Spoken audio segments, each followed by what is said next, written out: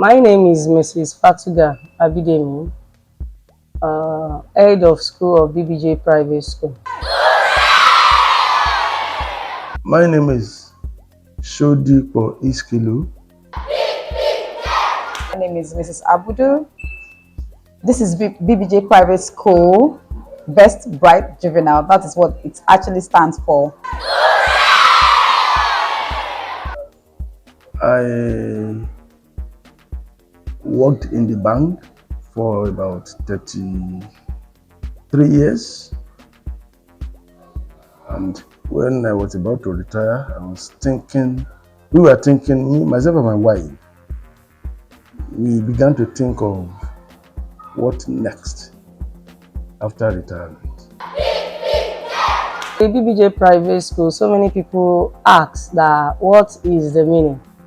The meaning of BBJ Private School, BBJ there means Best Bright Juveniles.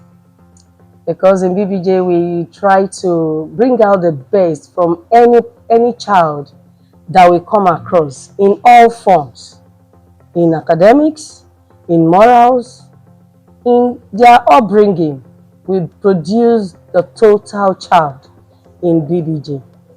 BBJ started August 2014, and since then we've been having good deal in our community, our environment, and in Ikorodu general.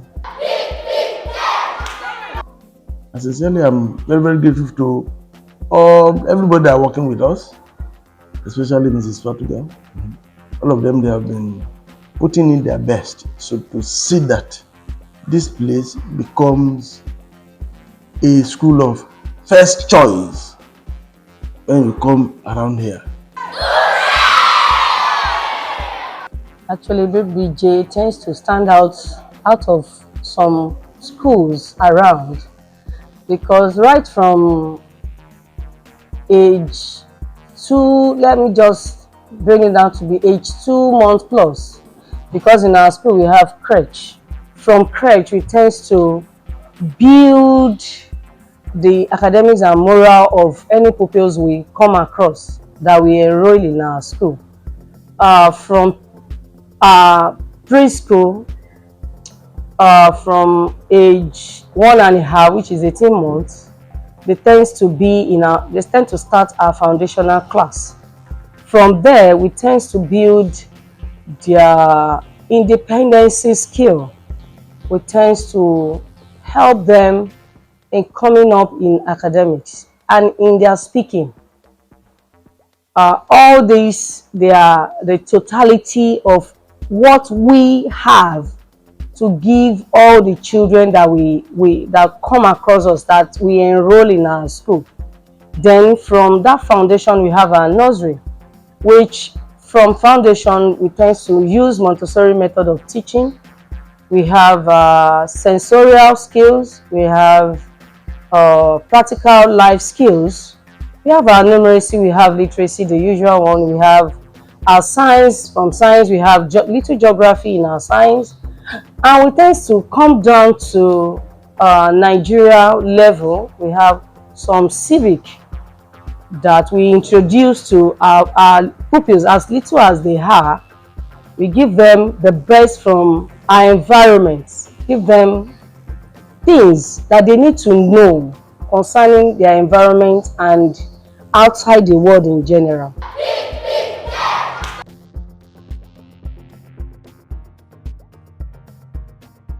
The biggest is because this is a nursery and primary school.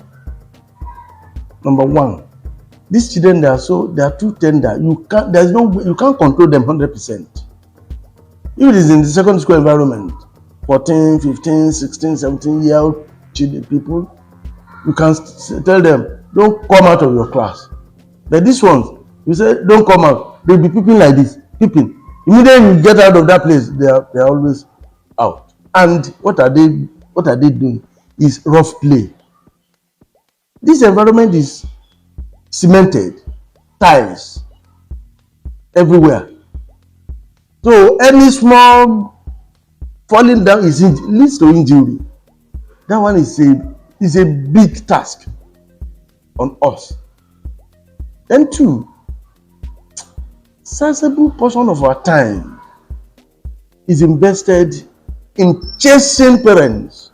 Then three, even the workers.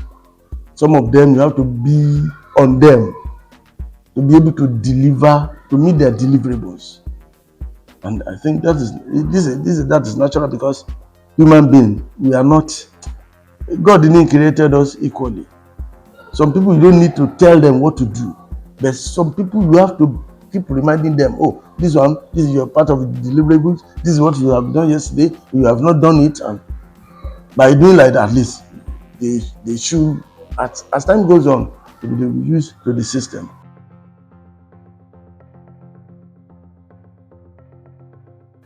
Actually, it starts from home. How do I mean? What I mean is that most of our parents nowadays, they are parents, but I believe if you don't have something, you can't give it out. What you don't have, you can't give it. You can't give it. What did I mean? Some of our young parents that we have now, they tend to in their morals, because sometimes when you meet them and you talk with them, you tend to see that some of them are the factor that we see in our society now. Right from elementary class, primary school level, you see, because in our educational setting in Nigeria, we tend to see so many parents now that they tend to cut down some years out of the educational system. Like from experience, we had parents that do take their children from grade 4. We have them mostly now on a yearly basis. We have them, and what will happen to the remaining 2 years, grade 4, grade 5, and grade 6, which is really the basic that they need to, the foundation of that secondary school they want to go to. Now, some of them, if they are not really going in grade 5, in grade 4, grade 5 is there, which is they cut short the remaining year, 1 year, which is supposed to be grade 6. From there, we tend to have the shortage of what they're supposed to learn. When you get to secondary school, they tend to have little issue, little things that they're supposed to have known in their primary school. They tend to cut it short because they didn't wait for the school, even if it's public school or private school, they didn't wait to learn the final stage of their elementary class, which is the primary school. Then when getting to secondary school is JSS 1 to 3. We've had parents that will cut short that JSS 3. They'll say, my child is brilliant, he or she can cope in SS, he's brilliant, she's brilliant. That is what it tends to hear all over, which is not supposed to. After cutting a year in JSS, promoting to or just moving the child to SS1, before you know it, SS1, SS2, they tend to tell you again that SS3 is a scam, that SS3 is not, there's nothing they are learning there. What are they to learn in SS3? It's just the revision of what they've learned in SS1 to SS2, then concluding part in SS3, maybe if they are first 10, then they start revision of what the exam will look like. But no, that is not what we have in the situation in our Nigeria, in our society now. The parent tends to cut short some of all these terminal years, and which is what we have now. We have parboiled pupils, parboiled children. They are not really ready. Consciously or unconsciously, they are not ready, because at a particular stage in their learning, they really need to be mature for them to move to another level. But in this case, cutting short some stages is what we have in our society. And emotionally, they are not, the students, the pupils, they are not balanced, because in one way or the other, they can't reason. Parent tends to reason for them. You see parents do this. Is the next stage you will tend to do all reasoning, because as of that stage when they are supposed to be independent, parents still tend to depend on the parents, and the parents have their time to do everything for them. I think when we are talking about the lapses we have in our society now, will send it down to home, the parents. They are the bulk of the problem we have, because sometimes they come to the school, they tell you, my child can do this, my child can do that, my neighbor is doing this, my neighbor's children are doing this, my my child's cousin is doing this. They don't really look at, okay, is it possible for this particular child to learn this particular thing? They are not looking at the maturity and intellectual of that child.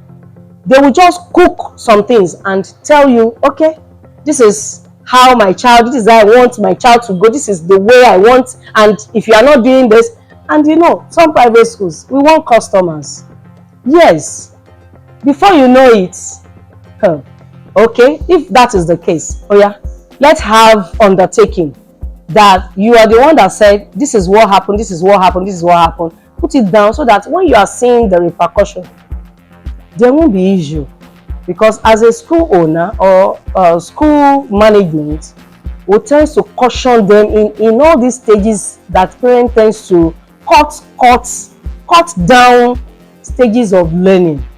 So we do, as a school, we do, but in all, I think the problem we're having in our society now is it's on the parents.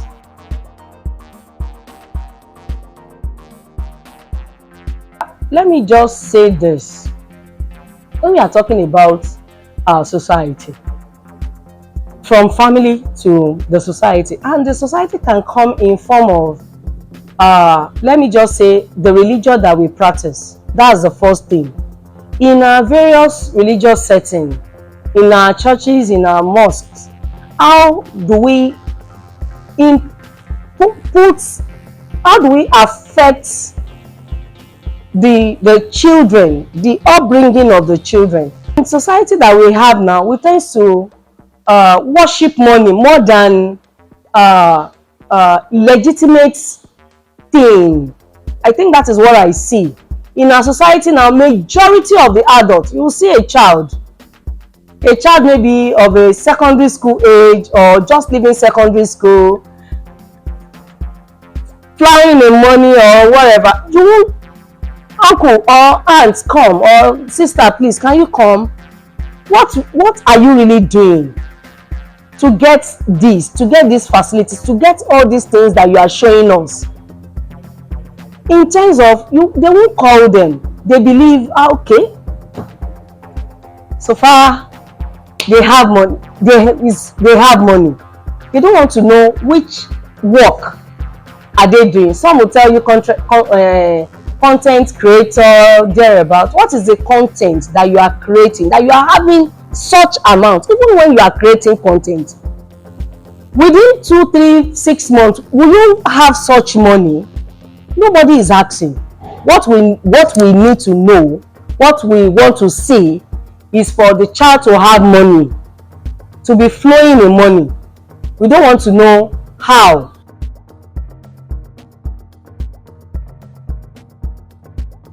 Actually, if you are talking about technology has helped learning very well. It has improved the way we learn. I remember some years back, when assignment is given to you, you'll be struggling to get textbooks for you to work on the assignment. But these days, you can just have your phone, type the question, and before you know it, you get the facts that you need to put down. And that fact remains permanently. No stress to study, no stress to go about solving some problems in academic setting. And when you look at even the way the educators go about their work before now, you'll see that it's a bit tedious. But now they have e-learning notes, they have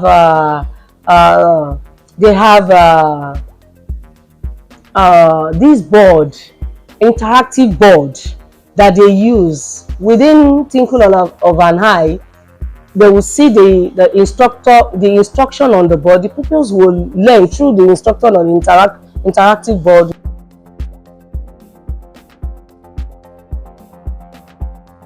Government can come in various directions. I think government should put a kind of policy that school owners, educators, they will follow it strictly concerning this cut cost of our students these days. Then apart from that, they should put a kind of policy that will help the learner too. Put a lot of policy in place that will help the learners to learn very well. Then maybe primary school, secondary school, in their tertiary institution, they should look into it, because they said all hands are not equal, because the rate at which the government is going now, education may be for some set of people, because the rate at which the money it's moving, it's growing, you will see that those that are struggling, they may not be able to meet up with the standard of education that we have now. Unlike before that, you see some pepper seller, the tailor, all this, they find it easy to send their children to school. But now they find it so hard for them to send their children to school, just because of the government policy. They should look into the finances. Look into the finances. Look at the age of some children, because age too matters. When we are talking about learning, we have some children that are just 14, 15 that they are admitting into university. Unlike them, we have age sets. But though they are coming up now to say, okay, from age 16, 17, you can, 18 now you can. I think it's a welcome development. They should look into the finances, then look at the standard of education, then they finance the policy of those children that are coming in underage children, then some other policies that will help the growth of educational system. BBJ is a fun learning environment. Is an exceptional school. It's not just like every other school that you come across there. We are unique in terms of relating with our parents. We relate as if we are one family. We relate with the kids as if we are one family, because for a child coming in here, it's not just the child to the class teacher alone. The child, we all relate. Every one of our staffs here, we relate even to the janitors. We relate to our pupils, to our, we call them children. I will say children because they are more or less like children to us.